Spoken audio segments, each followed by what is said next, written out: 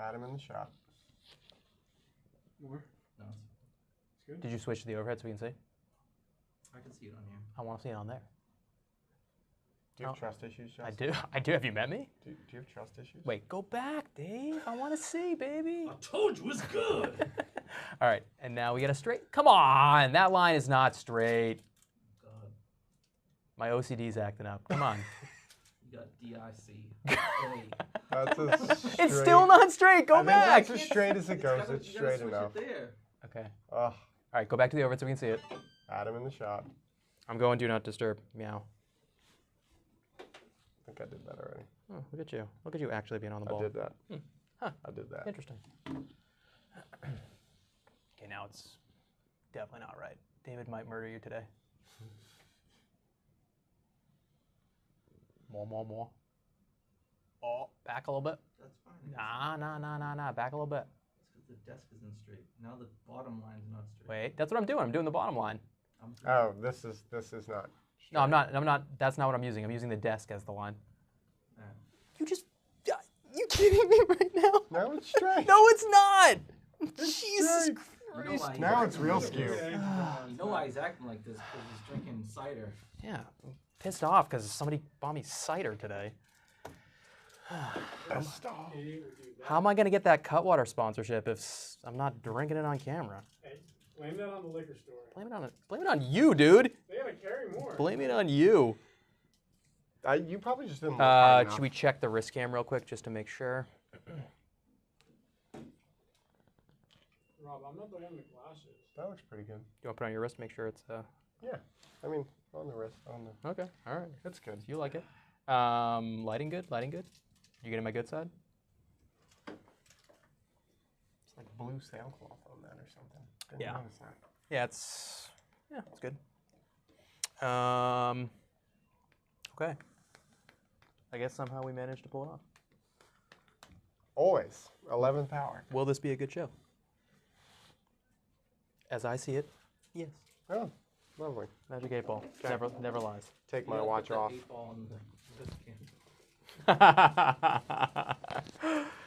Oh, jeez. All right, let me pull this up. Oh, yeah. Who's the fairest in this room? Okay. YouTube, so I can see comments. Come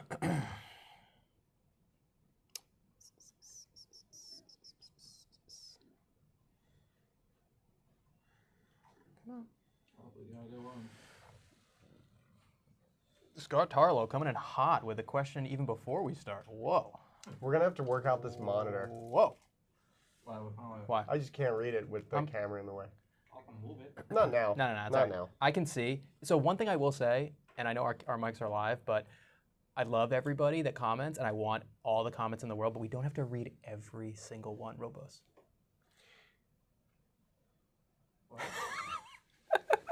We need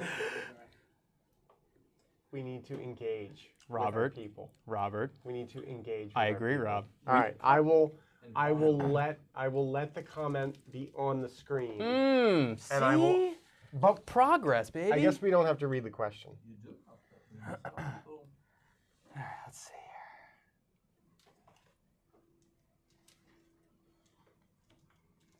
here. "40-second countdown.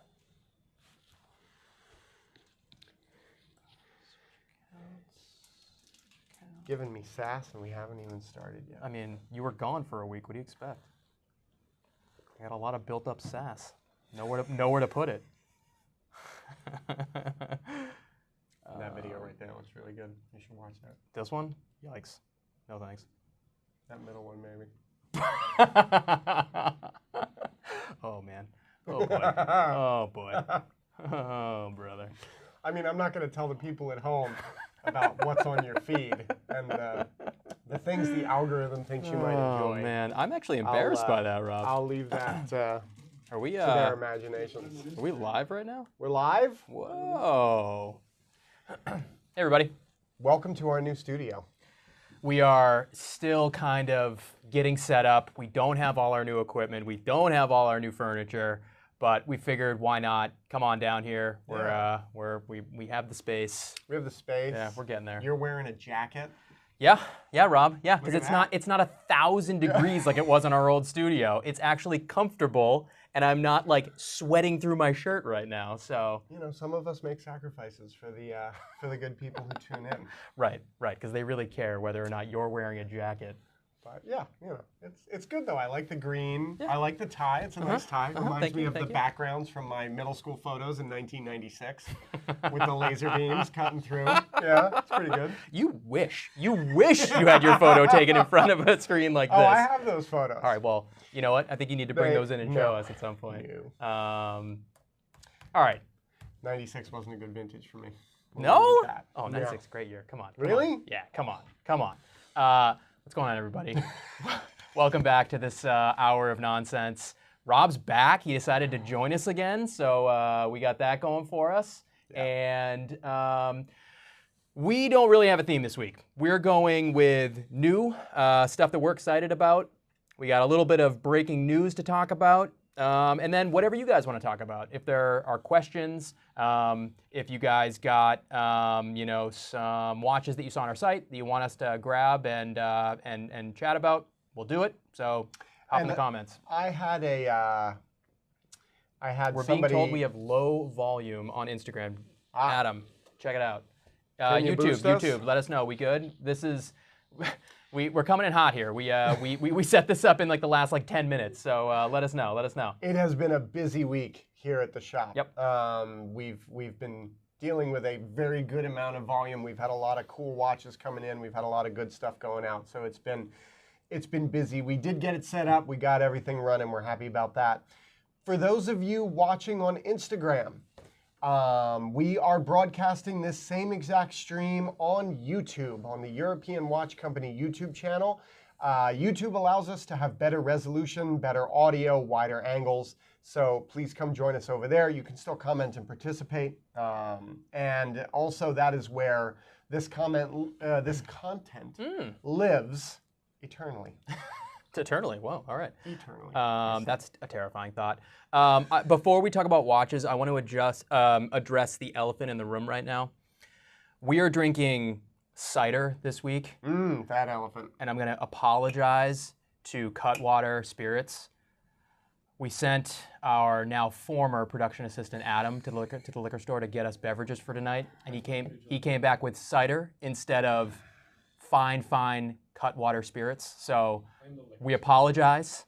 We have taken the necessary measures and let Adam go. We're going to drink these under protest, but Yes. let's move on to watches. Yes. All right. So let's tackle some breaking news of the day. Yeah. Which is that Chanel has acquired a 25% stake in MB&F. Right.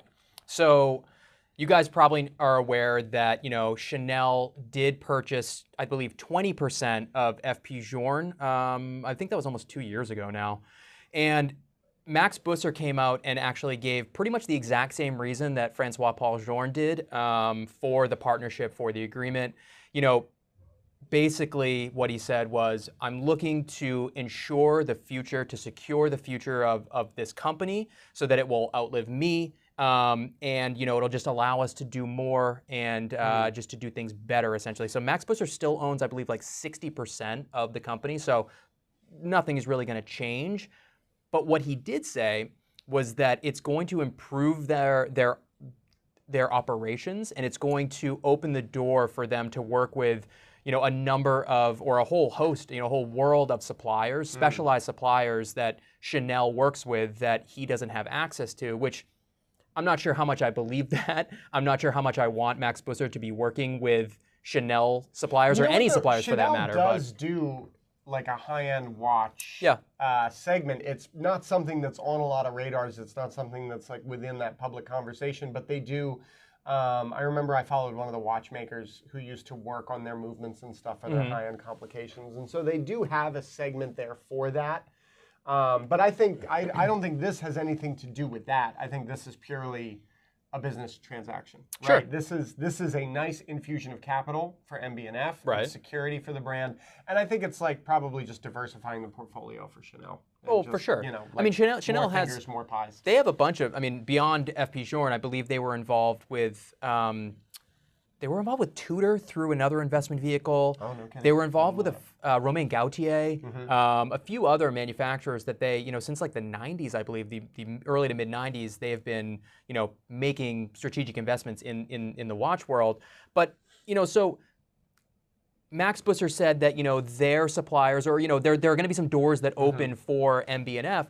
Do you think that we're also going to see some MB&F tech, wizardry, creativity bleed over into the Chanel line?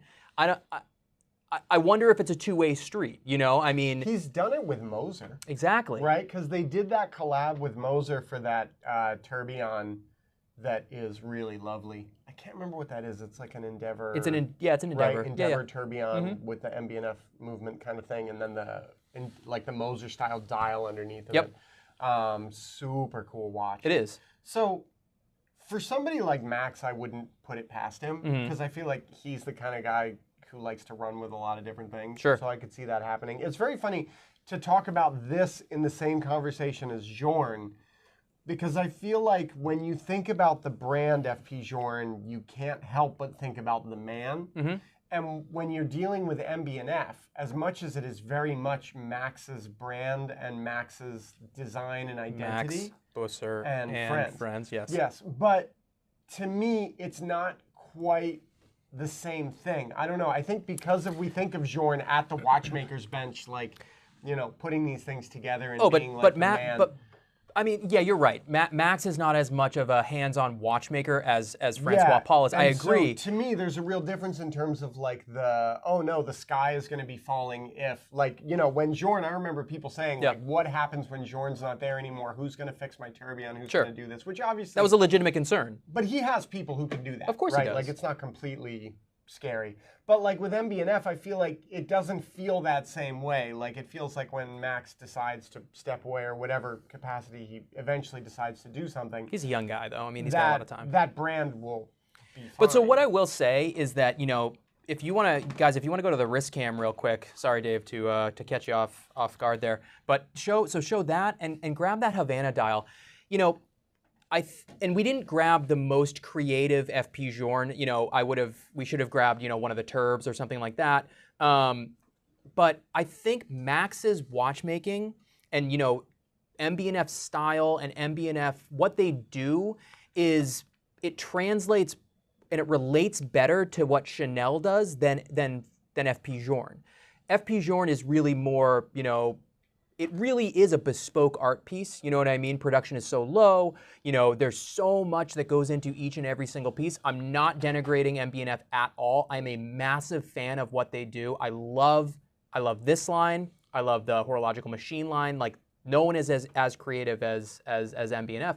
But for whatever reason, MB&F pieces for me just there seems to be more like, I hate using, like marketing buzzwords or whatever, but there seems to be more synergy between MB&F and a Chanel than, say, FP Journe and a Chanel. FP Journe and Chanel really, to me, seems like a pure business relationship where it was, I need to build I need to secure my brand for the future. And MB&F, I don't know, I think there's more of an open door for there to be more collaboration there than with FP Journe. Synergy, huh? Synergy, baby. Yeah, are we going to circle back on that later? Well, we will, Rob. We're going to circle the wagons. Sorry, you said so much stuff of good value, and I chose to just rip on the fact that you Yeah, well, used what's the word new? synergy.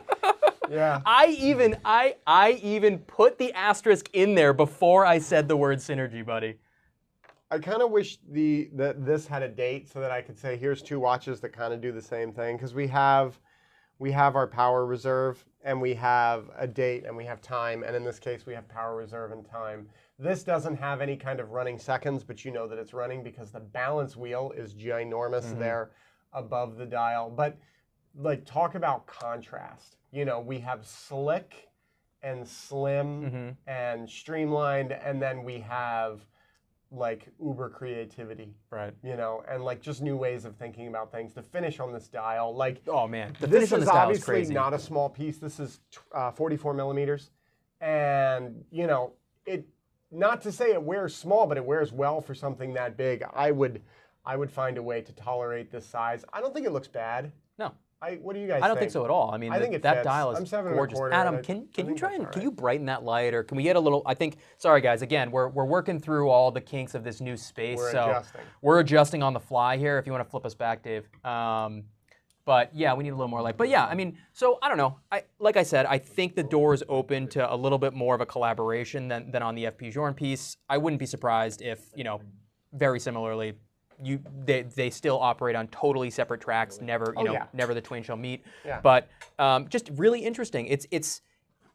It is interesting to see additional brands doing, you know, going that route, making sure that they are securing the future of the brand. They're reassuring their buyers, their collectors, you know, Right. it's okay. Like, yeah, we're gonna be here. We're not going anywhere. Yeah, I don't know. It's So just an a interesting question phenomenon. for all of you out there watching: does this change your opinion of MB&F?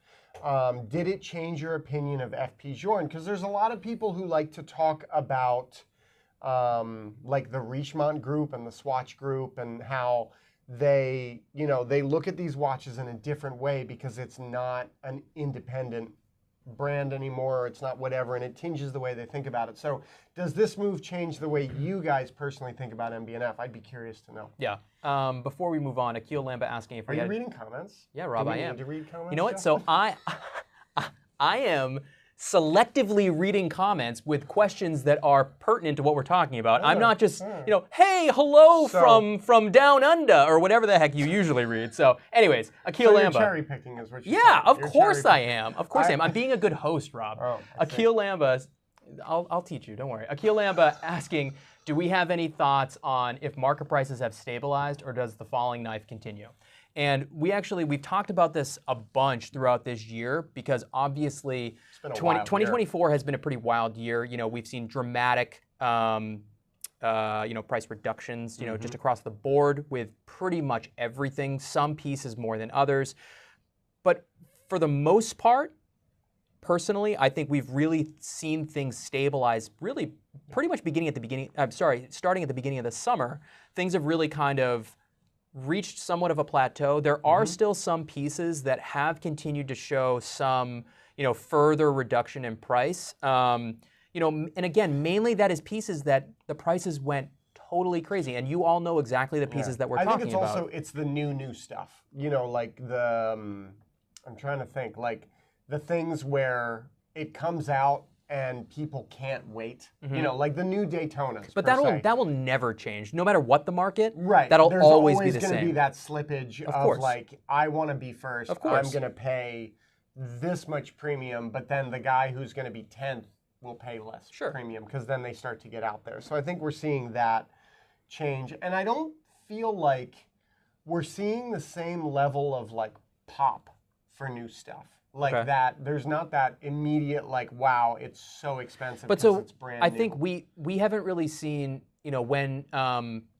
whatever the Basel World Show is now called, you know, in Watches and Wonders. Thank you. What was that, March?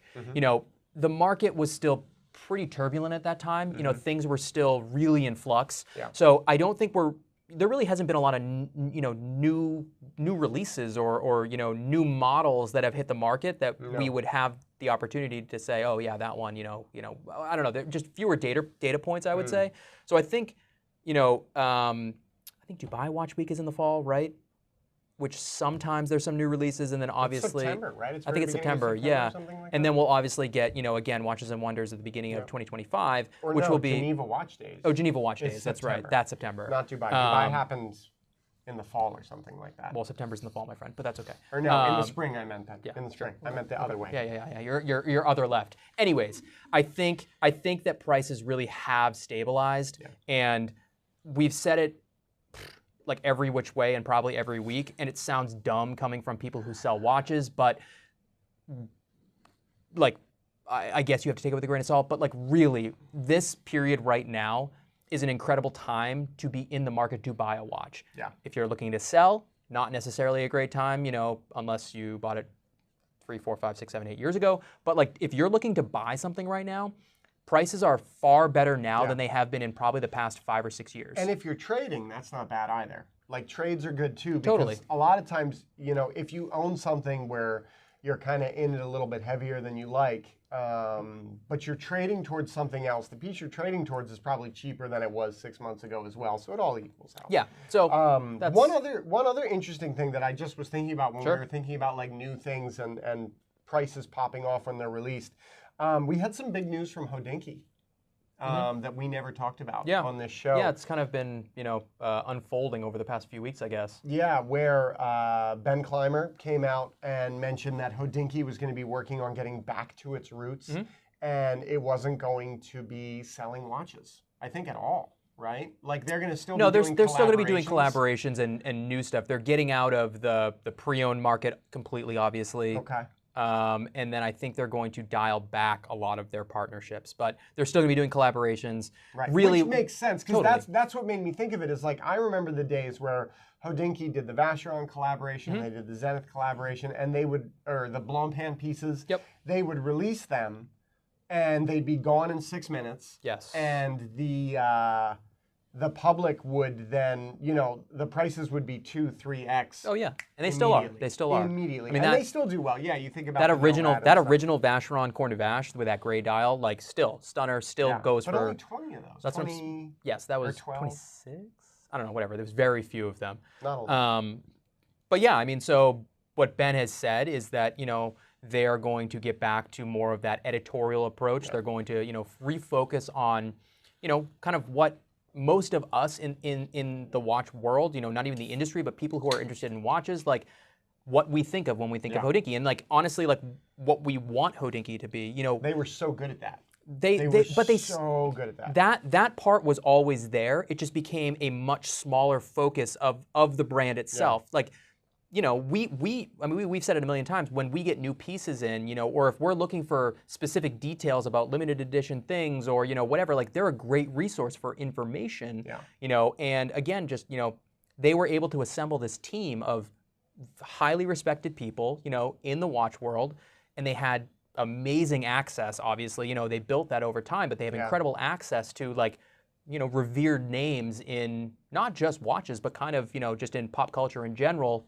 any kind of watch connection, they were the go-to in for that world. And then, like I said, that piece of the brand just got smaller and smaller and smaller as they focused on other things. And, you know, for whatever, you know, for a whole host of reasons, this side over here did not work out, and now they're looking to refocus, which I think is honestly really good for the watch world in general. You know, I think that's. I don't think anybody would argue. I don't think anybody would say no. Bring back what you were doing. So let's go to the top down. Yeah, so we have a couple. I want to. Are you reading more comments? Again, Robert. Is that allowed? Robert. Are we allowed to read comments? DXB says, I see a Romain Gauthier on the. Excuse me. I see a Romain Gauthier on the table. How does it fit on the wrist in terms of size in comparison to a 41 millimeter AP Royal Oak? Perfect. We can start there. 41 mil Royal Oak. Like a 15-500 or 15-510 it'd be now. Yeah, 510. Yeah, and honestly. So this is an incredible Romain Gauthier. It's not on our site yet. It's gonna be in probably the next week or so. Yeah. Actually, it might even be tomorrow. We'll see. Keep an eye out. Actually, you know what? I've been meaning to mention this. David, go to the. I need to speak directly to the camera real quick. So, if you guys aren't aware, you know, we keep our inventory updated on our website literally like daily. If you want to be notified of like the newest, most interesting things, we send out 2 new arrivals emails every week. Go onto our website. There's a, you know, very obvious space where you can sign up for that. Just boom, put your email on there. And again, 2 emails a week with 10 of our most interesting, most exciting new arrivals. You know, 10. So do that if you want to see our latest new arrivals. Go back to the wrist cam. Thank you. Okay, so this is a cool piece. I believe this is the 5th generation. It is. This is right? the C Edition 5. This is the C5. And this is a titanium case. And this is, what is this dial? What is the finish on this? I'm gonna pull up the exact details because it's very similar to like a tremblage, but it's not. This is actually this is hand guilloche. That's what I thought. And let me just pull it up because I want to get it right. I think it's like a champagne colored titanium, I believe. Edition 5. Ooh. So it's again the case itself. Yeah, we need better light, man. Sorry guys. The case itself, grade 5 titanium. Got that rubber strap. So while he's looking, I will compare to a 41 mil Royal Oak. Royal Oaks wear much bigger than the size implies. Yes. So like the 41 mil Royal Oak is not the same as a 41 mil sub. And a lot of that has to do with how the watch integrates and connects to the bracelet here, how that lug profile sticks out. This is very sleek. This is very lightweight. This is one of those where it's not quite like the Carbonium where the strap weighs more than the watch, but the strap and the watch are probably the same. Yeah. It is amazingly lightweight. It is amazingly slick and slim on the wrist. Because the crown is up here, you don't even have the crown protruding there. It's a work of art. I'm it's honestly, a killer movement. I'm totally enamored by this watch. Like we've had a bunch of different, whatever you want to call them at this point. C-series. The C-series, I guess. And a bunch of different ones. The only other one that like really grabbed me was the all titanium on the bracelet with the salmon dial. Actually, no, sorry, the silver dial with the blue accents. I really like that one. But that dial takes it to a completely different level. And what looks like almost like staining, dare I say staining on the dial kind of thing, it's actually just different, like minutely different textures. Yeah, as I play with the light, I can make different parts lighter and darker, and it moves all over the place. And it's dynamic, not only in terms of the dial, but like because of this case and the amount of machining and edges and finishing on this case. This whole watch to me is like super interesting, without being like over the top ridiculous. Right. Right. And it's so again, grade 5. So polished, mirror polished grade 5 titanium case, which is incredibly difficult to do. And then again, that titanium dial in that champagne color, and then the movement is absolutely stunning. I don't necessarily understand. I've never understood the idea of having a sport watch with a manual line movement in it. Like, I don't know, it just doesn't necessarily make sense to me. But this one I would make an exception for because like the movement is stunning. The architecture is so interesting and so different. Those ratchet wheels. But it's also time only. And I think because it's time only, it being manual line is fine. Agreed. There was a very limited number of these. They made 38 of them. Thank you. I can't read it. That's so every one of the C series, each one you see the different like variations. They make 38 each. This one obviously like totally sold out. Except for the bracelet. That bracelet with the gray was not limited. Really interesting. And that was the difference. A lot of people have asked me, why is there such a big price difference between like the bracelet gray I wasn't aware of and then all of the strap models? Yeah. And it's because that gray bracelet one it's discontinued now, but it was a fairly like regular production for him at the time, whereas in all of those were quite exclusive and quite limited. Interesting. Cool. Let's go to the top down and let's have you guys tell us what you want to see next. We have a nice handful of MB&Fs here. We have quite a selection of tourbillons, actually. We have a Breguet tourbillon, a brand new Vacheron tourbillon, a Moser tourbillon, and a Lange 1815 tourbillon. We've got a lot of bling. We got a lot of bling on the table right now. We have some bling on the table. Yep. Some really nice Rolex. You might have noticed some sparkle here. So we have some bling. We have a honey gold Lange that's really nice. We have some Cartier. We have a super interesting Hermes, a watch that's actually quite high horology from a brand that we're only just starting to think of as high horology. Oh man, oh yeah, sure. Wow, when did we get this? I didn't even know you didn't see this? This actually, this came in while you were out. I actually talked about this on Friday last week. Holy cow. Super cool, right? So, all right, so Loose Tooth, thank you for joining as usual, wants to talk about the Breguet Tourbillon, so we should definitely do that. And then, all right, so let's Rack Claim said Vacheron Turb, so we're going to go ahead and run through a couple of the tourbillons. Are you Mr. Vacheron?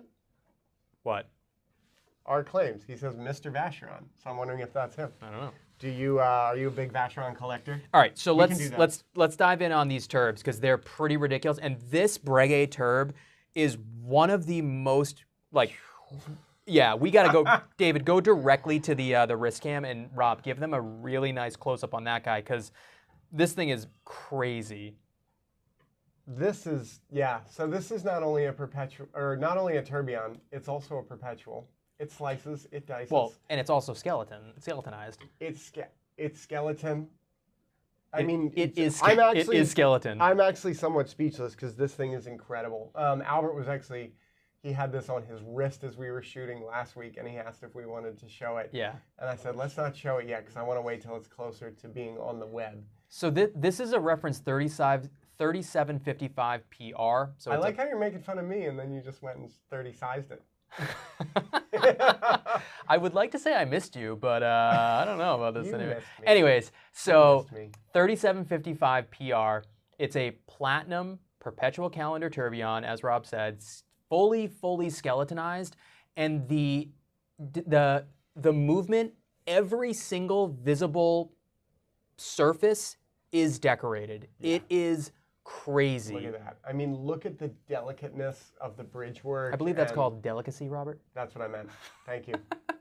It's been a long day, folks. I know. I've used a lot of words today. I know. My quota of words is just about empty. Ooh, that's perfect, David. There we go. That's there nice we go. And sharp. Oh, Thank you. Man, look at that thing. So it's 40 mil, so great size, 10 millimeter thickness, which is thick for a Breguet, but look at the damn thing. Yeah, but I mean, it's like it's thick for a Breguet, but not for half the other stuff on this table. Yeah, exactly. It wears absolutely beautifully. It's so special. I mean, I wish I had any kind of information about like roughly how many of these Breguet made, but it has to be, you know, just incredibly few. This is just such a gorgeous thing. I've never seen this before. So it's actually crazy. So we had that yellow gold non-skeletonized version that we also showed, I believe, last week or 3 weeks ago, whatever, that is in stock right now. And it's crazy that neither you or I has ever seen this piece, and I didn't even know that this particular, you know, configuration existed. And then all of a sudden we have two of them, and like one of the best variants I've ever, you could ever imagine. I didn't know of this that thing. this skeleton one was. I've never seen this before. I've seen platinum with the regular guilloche dial. Right. We saw the yellow gold, but this was a real surprise when this came in. So it's, you know, again, it's a rose gold movement, which is just absolutely stunning when you pair it with that platinum case and, you know, fully skeletonized. And again, it's everything. Yeah, the platinum is blinding, man. We're trying to work on the lighting, but every single surface, you know, is just decorated. So yes, Robert P. This is incoming on our website right now. It actually just went live this afternoon, so it might take a moment to show up. But if you're interested, this is number 55241, and it's 1095. So really, that's a lot of watch for just $100,000. over $100,000. Yeah. I mean, like, that's pretty nuts that you can get a perpetual calendar tourbillon in platinum from a maker like Breguet with this level of decoration and finishing. Yeah, so and I guess MSRP was $275.5, and again, I don't know. I wish I had more info on If this was a Patek, it'd be $1 million. Oh, absolutely. I mean, yeah, it would be probably 3 times the price at least, you know. So who is Guilloche? Robert? Bringing back the classics. I love that people are giving you a hard time weeks after it happened. I love it. All right, next up on the Tourbillon train here, what are you going with, Rob? I got the Vacheron. Nice. Because our claims wanted the Vacheron Turby. So this is the Traditionelle Tourbillon. Yes, this used to be called the Patrimony, and Vacheron had 2 Patrimonies in their collection. They had a Traditionelle and a Contemporain, and it got confusing, and so they have changed really it. So now this is simply the Traditionelle, and then the other one is simply the Patrimony, the rounder one. This is a fairly new watch to Vacheron. I believe this is a platinum case. It is very heavy. It must be platinum. Yeah, it's platinum. It is platinum. Yeah, it's the 41 mil, you know, platinum Traditionelle case. I love how they did the tourbillon with the Maltese cross. So they do that on all of their tourbillons, and every single time I see it, I wonder why Patek doesn't do, you know, the Calatrava cross, or like, it's just, it It's so amazing. Like It's so why wouldn't you cool. do that? It's so cool. It's so And cool. this, you know, it's one of those things we talk about it where like it seems like, you know, the cabal of Swiss watchmakers get together every year and say, yes, this year we make, I don't know why they're Russian, but this year we're gonna make green watches. You know what I mean? And then like Must be the cider. it must be the cider. Yeah, it makes me Russian. All of the, you know, all watchmakers, it seems like every brand comes out with the same color every single year. It's the year of the green. And it's the year of the green. But again, like here, Vacheron did it, that particular tone of green that they used is a little different. You know, it's like a little bit of like a dusty greenish gray kind of thing. And on that, you know, that really kind of rich, vibrant green strap, it really works well. It's beautiful. Nice size. Nice David, thickness. yes. I have a gripe with Paddock though. You have a gripe with Paddock. Yes. Okay, go on. We need to A get you a lot of the- microphone, but continue. A I'll lot of repeat the what you're watches, saying. Especially the versions of the novices. Yeah. The colored dials are way too desaturated. Like if you're gonna do such a nice green color, make it a little bit more saturated because most of the time it doesn't even look green. Yeah, but all right. So counterpoint. So David Okay, is go back saying, to yeah, the- go back to the front cam here. while we- So David is saying that if you couldn't hear that Paddock tends to use desaturated colors when they actually do a color dial, and you know you're not wrong. Like the 5164G, so the new travel time Aquanaut that they just did in white gold. It's like a powder. It's like a powder blue, but I actually love it. I think it's gorgeous. It would go quite nicely with my tie. But so again, counterpoint 5270p-014 with like the billiards table green dial is terrible in my opinion. Yeah, everything was black. If you like, unless you're like right up on it in the certain lighting. It's like, All right, what do you guys think? Actually, do you like this? You know, this Vacheron green dial? Do you have a favorite colored dial? Let us know. But It's this, funny how the watch world was not completely devoid, but very close to devoid of color for a long time. Like if you think about when you and I started. True. It was black, white, silver. Yeah, and like blue was everything. Crazy. Everybody wanted blue, and if you came out with the watch with a blue dial, it was like, whoa. So actually, what is 2025's color of the year going to be? What do we think? We've already done red. Yep. We've already done green. We're in the middle of green. We are I in the suppose. midst of green. Yeah. We've done obviously blue, and the turquoise has been done ad nauseum. Yes, my God, please, no more turquoise. Oof, I hope not. There's some really good yellow dials though. That OP yellow is actually The OP, really good. yeah. Name me another good yellow dial. That MB&F. That's gold. That's gold is yellow. Oh my God. It's called yellow gold, Justin. So RA Claim says that he prefers the Excellence Platine version of the watch.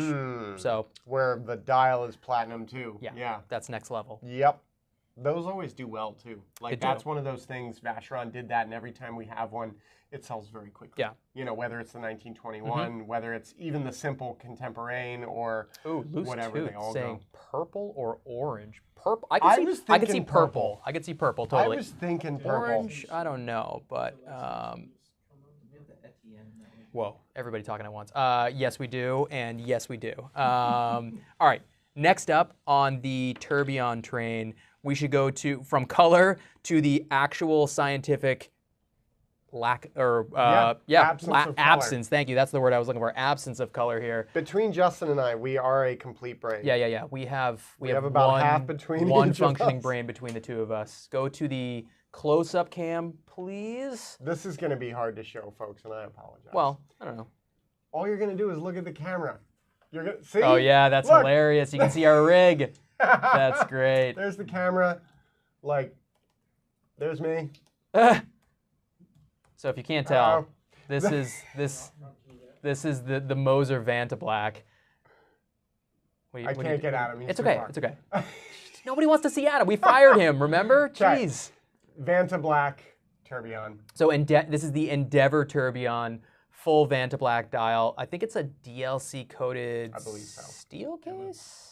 Yeah, Titanium, I DLC. think. No, it's steel. Ah, there we go. What are you doing? Wrong direction. Was David, that like spaghetti and clam Good thing that all of was a only sudden there? noodles. Whoa, buddy. Whoa. So these are our in-house editorial photographer David's incredible shots that he took for our blog. Adam's trying to get some reflection and it's not going to work. But That's okay. anyways, so I'm sure you guys are all well aware of, or familiar with Moser's Vantablack. material, I guess I would call it at this point. You know, they debuted it a couple years ago, and it's this.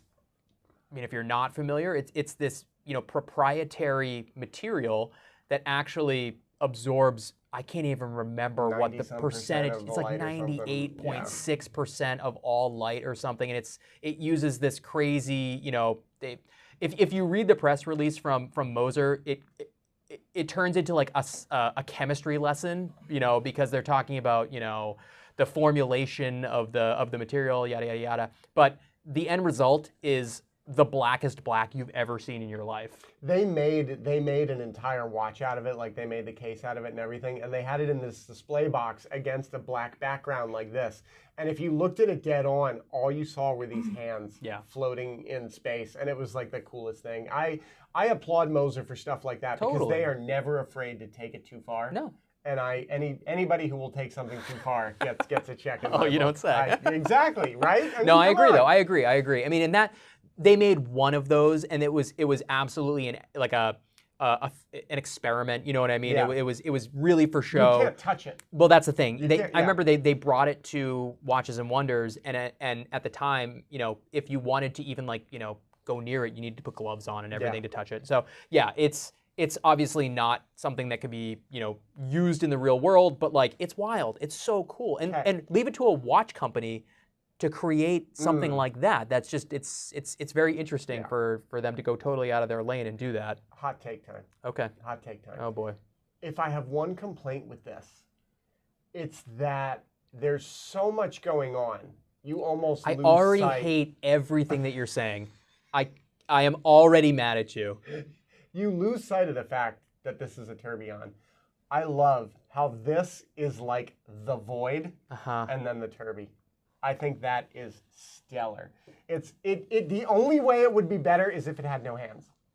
Oh my God. If it was just a watch for the tourbillon. Didn't they make that already, actually? They might have. I don't know. Like I said, Moser, my spirit animal of the watch world. What is happening today? Adam, you got cider. You got ciders, and look what happened. If it was like just a tourbillon, like this does it well. This does it well. You know, it's a colorful dial, but it's so perfectly balanced in proportion. The tourbillon goes from like the very bottom of the track all the way up to the pivot. So like Rob, just a tourbillon. Just want to get this clear. Rob's hot take on a watch show is that he wished it wasn't a watch, but that's fine. That's fine. Did I get that right? Did I get that right? Did I break it down? So. Should we get real philosophical and ask like what is a watch? What does it take to be? Didn't Hotulence challenged these same questions? Flatulence?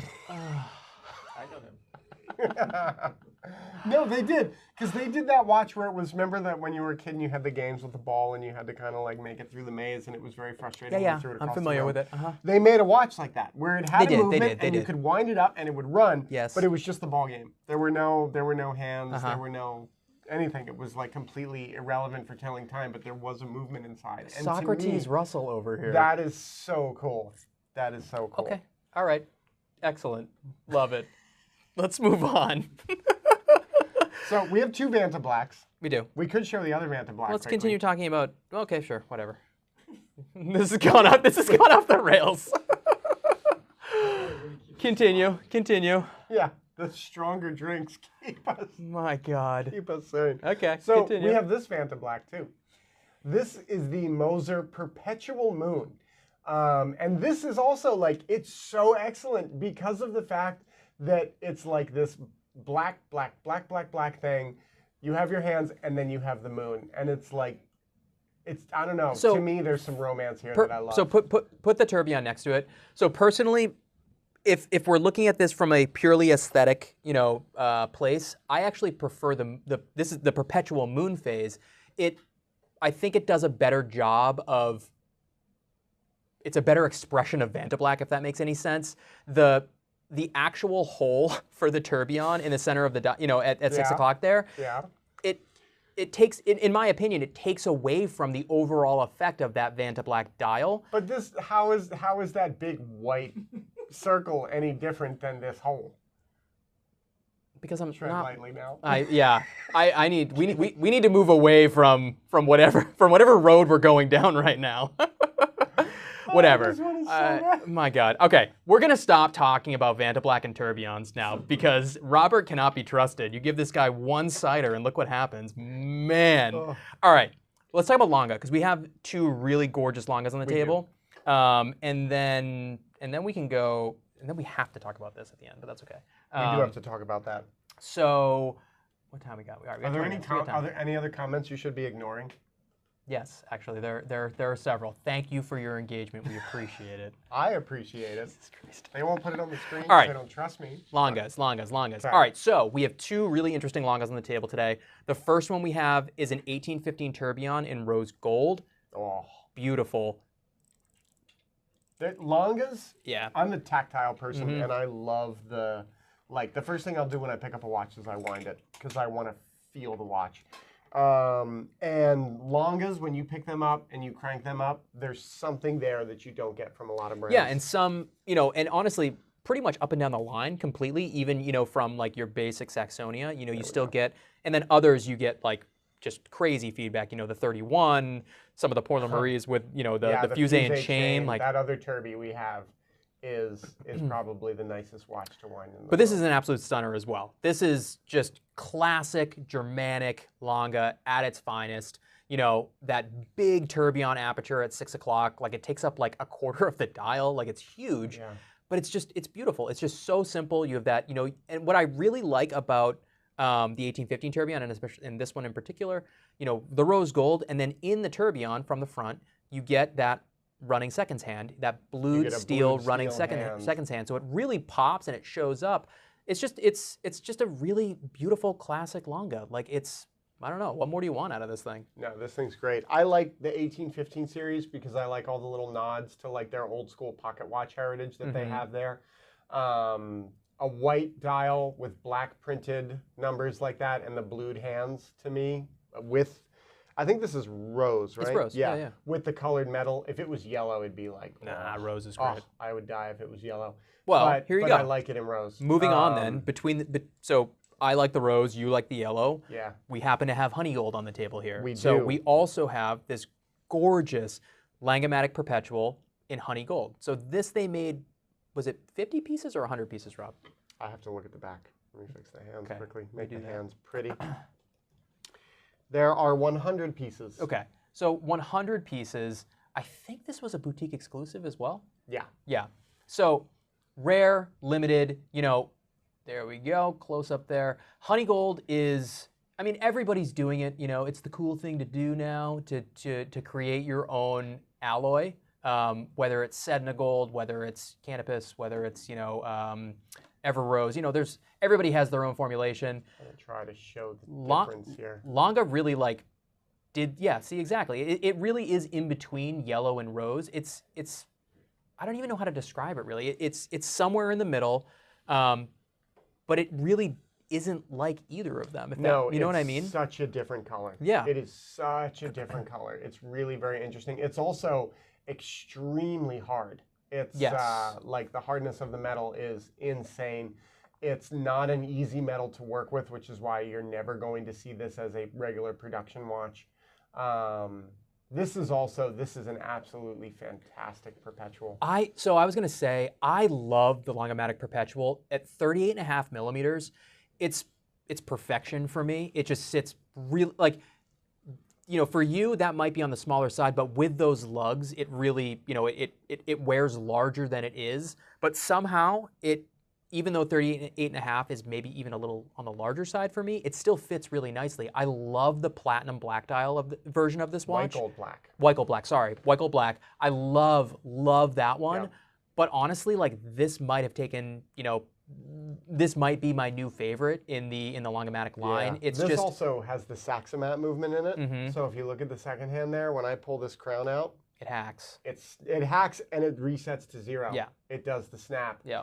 And then when you push it in, it'll start going again, which you only see that on these micro rotor. Well, it's not really a micro rotor. It's not a micro rotor. It's like a half rotor. Yeah. But they don't really make this anymore. I think they make one Perpetual or one Annual with this movement in it in their current lineup, and that's it. Like they've pretty much phased this out completely. But it's a killer watch. And some people have complained that like, oh, you know, these subdials are really small, they're hard to read. I don't like that. But Oh, I don't think so at all. I think that when you look at this watch, the two pieces of information you most want are the time and the date. Right. And how much more legible can you get than And then this? if you want if you need more information, if you don't know what day it is, if you've just woke come up out out of of a coma, yeah, exactly. and you need to know what month if you are it is, Encino Man and you just, thawed, like, yeah, you can. Wow, that is a dated reference. Hell yeah, buddy. Let's go. Let's go. Pauly Shore, I was about to say. A Pauly Shore vehicle from 1992. Let's get it. No, but for real, like if you need more information, you can find it. It's there. It's no less legible than a 5270 or a Patek 3940 or any other Perpetual calendar it's more out legible there. than my 3940. That's what I'm saying. That's what I'm saying. Like, and I've said it a million times. I am a huge advocate for buying, what the brand does best. David, can you flip us over? And this really is what Lange does best. It's organized. Yep. It's very clean, big date, just really, really clean. Yeah. And it's one of my favorite Langes. Yeah, Dwayne Gilbert, exactly. Perfectly balanced and symmetrical. Yep. It's, and both Rob and I actually are big fans of asymmetry, Yes. wonkiness, like something totally weird, you know what I Yep. mean? And that really still speaks to me, even though I don't really put a lot of emphasis or value on symmetry per se. Where do we go now, Rob? So you said Lange. The bling. The bling. I like David that. says the bling. I like that. I could do the bling. All right, so we'll do bling, and then 10 we will minutes, go really? to. We'll do these guys. Hold on, let's see. Hey, blah, blah, blah. All right, Rob, you start talking about. Let's work our way up. So I wanted, Justin pulled this, and I was really glad he did because I was super surprised when this came in. I didn't expect to like Oh man, this. this is nuts. So this year, Rolex brought back the mother of pearl dial. They haven't done this in a while now. It's been kind of out. And they brought back the mother of pearl in a date 840 with baguette hour markers. And this might be, in terms of like, not going all the way to the other date 8 that's on the table somewhere, right? There Yeah, it's there. Not going all the way to the crazy date 8s. Like, this is probably my favorite date 8 in the current production line. I honestly don't think I'd argue with you there, and Because I'm right. yeah, well, I know. Every once in a while, you get one right. But this is also possibly one of the best mother of pearl dials I've ever seen. Texturally, you'll have to really, really get it nice and close. It looks like a cloud. It's got so much texture. Usually with mother of pearl, you get that shimmer, you get that pearlescence. I don't think we're going to be able to really show it super well, but it's just, it almost looks like a scalloped dial, like a hand. There we go. There you go. You can kind of start to see it. That almost makes it look like marble or something, but it's one of the most interesting and like delicately detailed dials I've ever seen, and it's wild. It's And the so baguettes good. are like, from a distance, from like down here or across the room, you'd never know they're bags. Right. But then you get right up on it, and it's just like, it's that extra little Which is sauce on top. which is the beauty It's so of good. a baguette dial, date 8, or even like the Platinum Daytona with the baguette indices. Like they're subtle, but when you really look at they really pop out and they really show up. This is let's see if we can get it. Too close. Oh, there you go, right There you there, go. right there. So again, Rolex they're obviously their team that is selecting, the particular pieces of mother of pearl was having they were having a great day when they made this piece because it's just That is a president. it's perfect. That's a boss watch. It's as if you guys are familiar with the meteorite dials that Rolex does, it's as detailed and as intricate as a meteorite dial. I like this better. I like this better as well. I'd buy this. I would buy I'd this buy over a this. meteorite dial. And I can't believe I'm saying that because like I've never wanted a mother of pearl dial watch in my life, and now I do. Yeah, me too. I really do. That one's it's magical. It's so nice. Okay, you gonna show off that guy now? I can show it. Maybe It's sold, but I That's can show okay. it. That's okay. because we're talking about bling. So if you are able to step away from like the mortal coil of watches, you can do something like this, where we have a full Pave dial. We have baguette cut rubies all around the outside, and we have rubies on the Roman numerals. And this one's fairly sedate because we don't have anything on the lugs of the bracelet here. It's better. It's better for it though. But I mean, this is absolutely tremendous. It's so funny too because I usually can't stand Roman numeral dial day dates. I just think they look fussy and old. And like, I guess if you just slather the Roman numerals in rubies, if you cover them in rubies, it totally changes and that. it's so funny because I went through a period where I would have looked at something like this and been like, it's so like gaudy and over the top and blah, blah, blah. And then like when you actually see these in person and you handle them and you get to look at the stones and the setting, you realize that this is not like, it's not just blitzed out for the sake of being blitzed out. This is beautifully done. It's incredible. Mr. Paradigm 1981 says they sell that same watch at Claire's for a lot less. You can get your septum pierced and get some some band tees or something. Yeah. You've gone here. You're like, that's great, but it's still not enough. I still long for the bling. Well, the king of bling here. We have this, fresh in stock. GMT Master 2. Get in there. We have sapphires. We have diamonds. We have Pave. Oh my. Yeah, there's no. I want to make the hands pretty. There we go. There's no surface of this watch. Yeah, for real. Untouched. I mean, even the crown guards. Are set. We may have The talked lugs about are this, set. but I want to get the details right on this guy. So, okay. The So bracelet is set. the case itself is set with 76 diamonds on the lugs and the crown guards. Full Pave dial. Bezel is set with 29 diamonds and 30 sapphires. And then obviously you get the Pave in those center links as well. So how many diamonds are there? Did you count? Total, hold on. I think I had the carat weight here somewhere. I can't find it. It's a lot. It's a lot, Rob. So, 116758 SA.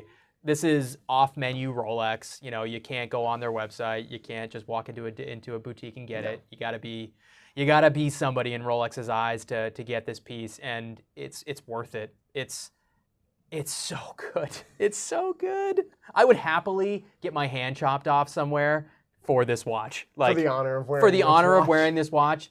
You know what? Like, it's worth it. Just go ahead. You know what, though? I wonder, like, how many people, like, if I was wearing this, people would probably be like, yo, that's fake. Oh, totally. Yeah. Absolutely. People be like, why are you wearing that fake, gaudy Rolex? And I'd be like, yeah, that's right. You're right. It is fake. It is fake. Like Yeah. It turns my wrist green. But, yeah, it's special. It really is. Look at it. I like this better than the one with the rubies and the sapphires, like the Patriot, as they like to call it, because it's all red and blue and then white diamonds. This to me is, for what this is, it is as classy as it can be, right? I don't want to say that it's classy. I won't go. And elegant Yes, and stuff, I won't say that it's classy, but for a watch dripping in diamonds and sapphires, it's as classy as it could ever be. Exactly, you get me. It's special. It really is. All right, in our final 5 minutes, guess what? We're going to talk about Cartier. Of course we are. Rob, there's no Panerai on this table this week. There is what no happened? Panerai on what this happened, table buddy? This week. Are you okay? I don't know. Are you I sure? don't know what happened. I think you pulled most of these ones. Yeah, I did my job. You didn't. All right. So, obviously, Cartier, near and dear to my heart. We have had many Tank Normales on straps. They do not do it for me. I'm not interested in them. Rob loves them for some reason. I would own this watch tomorrow. It's if anybody not great. wants to buy me a present. It's fine. It's fine. And so what I have said is that if the bracelet version of this watch did not exist, or if I was not aware that the bracelet version of this watch existed, this would be a great piece and I would really like it and I'd be interested. But I know that the bracelet version exists. Oh, that to me it speaks to me on all the levels. Well, can you turn that light off again? Go ahead and show off the bracelet version. Yeah, that's better. That just came in. Let me see. I don't think it's live on our site. So there's our Tank Normale on the strap, and then we are going to go Boom. the tank Normale. And I have to admit, this is better. Look at this thing. This is My better, but this is God. also like, I don't know, they're so hard to get. They are. On the bracelet. Totally. And But that, again, like, that's what makes it so special. It's, you know, it's got that classic vintage style, you know, tiny link, like Tetris, you know, style bracelet from, you know, the pieces that Cartier did back in the 20s and 30s. You know, you've probably seen them in, I think, platinum and white gold. This is just an. So I can close it. Oh yeah, I was gonna say move that. There you go. It's so stunning. They did 100 pieces in yellow gold. I think they did 100 in yellow gold, 100 in platinum, And that's it, I believe. and I think that was it on the bracelet. So, man, it's stellar. I mean, I'm not gonna lie. I'd love to own this as well. Like, I look at this and I think I can't own this. Why? So I put it out of my head. Nah, don't think that way. Come on. You own a 3940, Justin buddy. the You own a optimist. 3940. That's yeah. the thing. I shot my shot. If Like, nothing that's else, it, Rob, dude. I'm known for my sunny disposition and my optimistic outlook on the world, man. But no, for real, it speaks to me. I love that bracelet. I've always loved that bracelet. I am not a bracelet guy, but this makes me a bracelet guy. Yeah. I mean, it helps that pretty much everything I wear on a daily basis is on a bracelet. I prefer stuff on a bracelet. I've never had a gold one. I would love to have a gold bracelet at some point, but you know, I wish that tapered a little bit. The bracelet itself, it's a little bit wide. See, I like that because it's a tank watch. Mm-hmm. Because it's a square tank watch, it doesn't bother me that the bracelet doesn't taper. Because usually an untapered bracelet would be a deal breaker for me. Like I would have no interest in that watch. But because of what this is, it works. I love, so this really, it's the details on that really do it for me. So that faceted crystal, super interesting. It's kind of wonky because it's almost like a giant cyclops where it like makes everything a little bit funky. But then on the bracelet itself, if you look at the clasp, the way that it's recessed into the bracelet so that it sits totally snug on your wrist, you know, if you look at the links, see that? Little space There's in that there. little bit of like, you know, the material that was removed so that the clasp itself sits really nicely it's like in there. 2 mil. Yeah.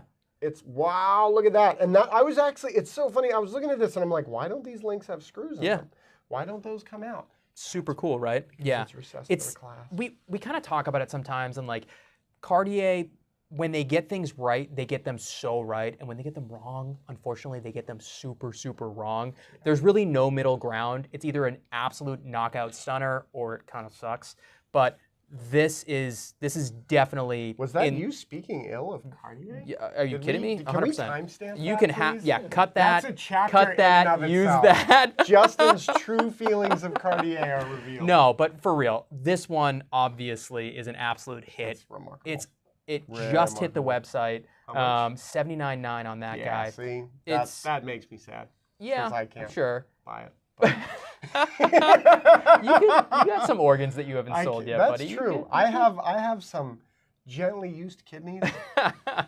They're in pretty good condition, no papers, but you know, quick polish, they'll be perfect. But yeah, I mean, it's out of reach for me too, but it's one of those pieces that I would happily have. I mean, whatever, if we're gonna dream, let's dream about the platinum one. The platinum one I bet is even better. So. No, I'd take the yellow. I know you if would. you gave me both and said it doesn't matter what price, you can have either one, I'm taking the yellow. Really? All day long. Interesting. I mean, it's very All classic. day long. You are very boring and old manish, so that's fine. I like But- character and color and vibe. When I started here, I wouldn't look twice at a yellow metal watch or a rose watch even. I only liked white metal. And now I'm at a point where I like some things in steel and white metal, but I would almost always take yellow or rose. And almost always yellow over rose at this point. Well, breaking news there.